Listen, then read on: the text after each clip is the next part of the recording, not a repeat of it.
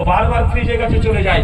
মা বলছে আরে আইসক্রিম খেতে হবে না, আইসক্রিম খাই, এখন শীতের সময় ঠান্ডা লেগে যাবে।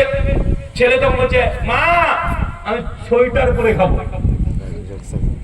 ভাই এমন আছে না নাই কথা বলে। এখন মুসা নবী আল্লাহর কাছে দাবি করছে যে আল্লাহ আমি তোকে দেখবো, আল্লাহ যদি দেখতে পাবে না। আচ্ছা ঠিক আছে মুসা, এত জেদ তোমার, ঠিক আছে 2-4 দিন পরে ওই তুর পারে উল্টো দিকে চলে আসবে, ঠিক এই সময় চলে আসবে। আমি নয়, আমার নূরের তাজাল্লি তোমাকে দেখাবো। 3-4 দিন পর মুসা নবী তুর পারে উপস্থিত হয়েছে। আল্লাহ নিজস্ব নয়, আল্লাহ নূরের তাজাল্লি জাস্ট মুসা নবীকে দেখেছে।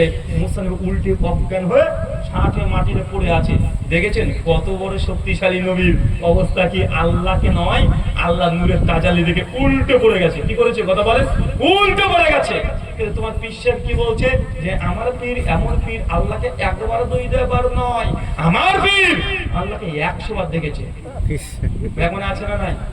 পীরকে আল্লাহকে দেখেছে না গাজাকে অন্য কাউকে দেখেছে? কাকে দেখেছে?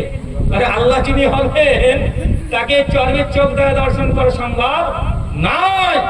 আপনি আল্লাহকে চোখ দিয়ে দেখতে পাবেন না। আর বাংলাদেশের পীরদের তো ভয়ঙ্কর অবস্থা। দেওয়ানবাগি বলে বাংলাদেশে একজন পীর ছিল, বেচারা 2 বছর আগে মারা গিয়েছে।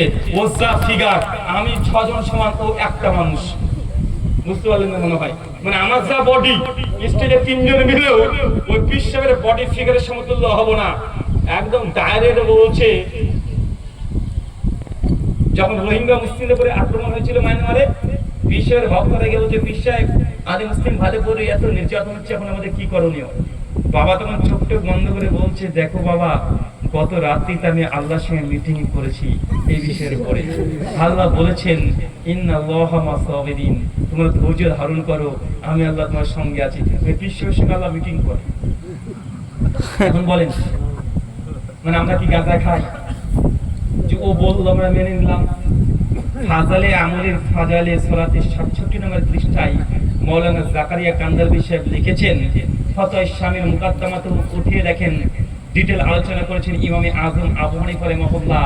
নোমান বিন সাবিত আল কুফি আল জুতি তার সম্পর্কে যে তিনি আল্লাহকে 1 বার 2 বার নয় 99 টাইমস 99 বার দেখেছেন।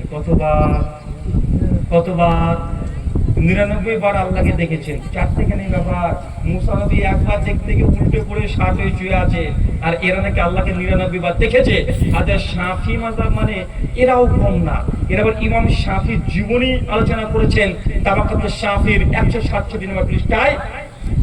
শাফিরা লিখছে যে তোমাদের ইমাম 99 বার আল্লাহকে দেখেছে। তুমি জানো আমাদের ইমাম শাফি এত বড় ইমাম, এত বড় তিনি আল্লাহর ওলি, 1 বার 2 বার নয়, তিনি আল্লাহকে দেখেছেন 100 বার।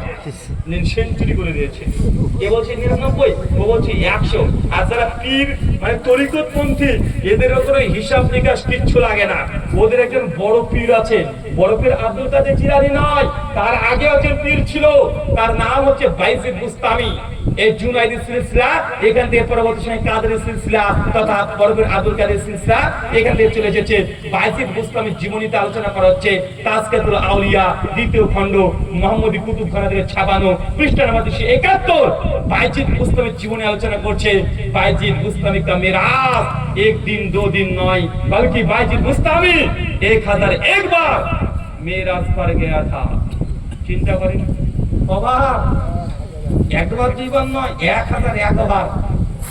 মানে যারা শরীয়ত মানে তারা তো 100তে আটকিয়ে আছে, আর যারা মাইফরম মানে ওর 1001 বার আল্লাহকে দেখে নিয়েছে। আর আমার মুসা নবী উল্টে পড়ে আছে। এখন বলেন তো ভাইজান, আপনি এখন কার কথা বিশ্বাস করবেন? ভাই সমাজে এমন কথা আছে না নাই? আমি এই জন্য বলেছিলাম, একজন পীর সাহেবের জীবনী বলছে আমার পীর সাহেব এত বড় বুজুর্গ, আগেকার পীরদের বেশি কিছু কারামত পাবেন। কি কারামত জানেন? পীর সাহেব উঠতে পারতেন। কি করতে পারতেন? উঠতে পারতেন। কেমন? বলছে বাবারে আমার পীর সাহেব একদিন ভয়ঙ্কর রাত্রি, অন্ধকার রাত্রি, পীর সাহেবের সঙ্গে আমি যাচ্ছিলাম, হঠাৎ মাঝপথে দেখলাম একটা বড় নদী। এখন নদী পার হবো কিভাবে? কোনো নৌকা নাই, মাঝি নেই, কেউ নেই। আমি তখন পীর সাহেবকে বললাম পীর সাহেব রাত্রি তখন ভয়ঙ্কর হয়ে গেছে, ঝড় বৃষ্টি শুরু হয়ে গেছে, মাঝপথে কোনো নৌকা চলে না, মাছও নাই, এখন কিভাবে যাবো? পীর সাহেব যখন বলছে বাবা তুই কোনো চিন্তা করিস না, তোর কাছে জায়নামাজ আছে? জি আছে। তো পীর সাহেবকে জায়নামাজটা দিয়ে দিয়েছে। পীর সাহেব জায়নামাজটা নিচে পেতে দিয়েছে। বিশ্বে মুরিদকে তখন বলছে, বাবা তুই এখন চোখ বন্ধ কর, জায়নামাজে উঠে দাঁড়া, আর আমার নাম মনে মনে বলতে থাক। এখন মুরিদ তখন বলছে জীবনীতে, এই বিশ্বের সঙ্গে জায়নামাজে উঠে দাঁড়ালাম, বিশ্বের নাম স্মরণ করতে শুরু করলাম। পীর সাহেব তখন জায়নামাজে দাঁড়িয়েছে, একটু পরে দেখছে জায়নামাজে উঠতে শুরু করে দিয়েছে।